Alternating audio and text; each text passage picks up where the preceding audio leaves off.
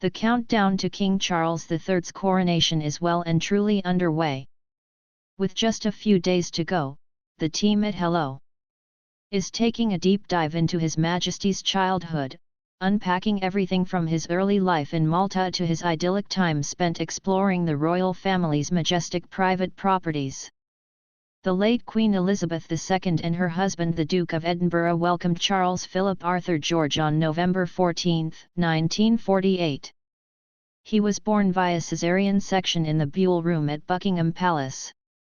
According to Town and Country magazine, the room, which is traditionally a guest room, was converted into a miniature hospital. The Queen, who was a princess at the time, was 22 years old when she gave birth to Charles. Her husband Prince Philip was not present during her 30-hour labor, a commonly accepted norm at the time. To pass the time, the dad-to-be reportedly enjoyed a game of squash with his private secretary. Upon meeting his bundle of joy for the first time, an elated Philip reportedly declared that his newborn son resembled a plum pudding. A young Prince Charles spent his formative years at Clarence House in London.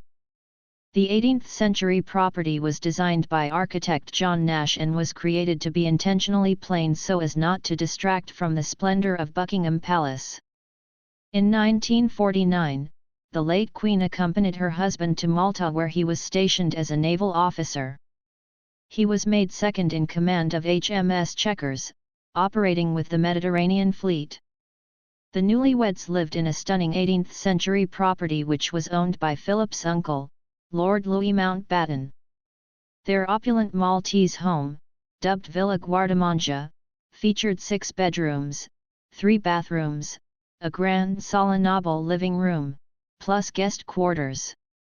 Charles's formative years were somewhat isolated, with the late Queen splitting her time between sunny Malta and the UK. He spent his second Christmas with his grandparents King George VI and the Queen Mother in Sandringham. Despite largely residing in the UK, a young Charles and his sister Princess Anne travelled to Malta on several occasions.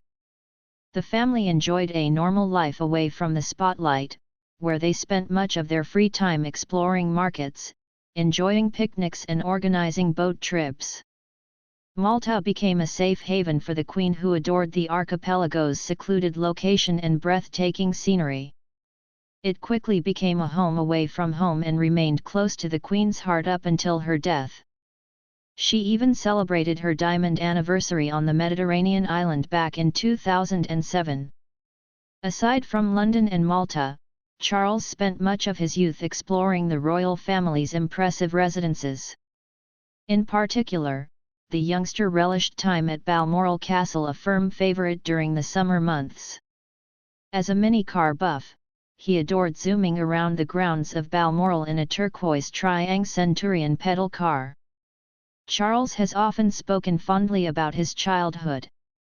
Back in 2021, he recalled happy memories alongside his late father, Prince Philip, for the BBC One programme, Prince Philip, The Royal Family Remembers. He said, "He was marvellous at arranging silly games. I mean, the fun of having obviously young parents was, there were lots of chasing around and mad things." Elsewhere, a young Prince Charles adored spending time at Windsor Castle.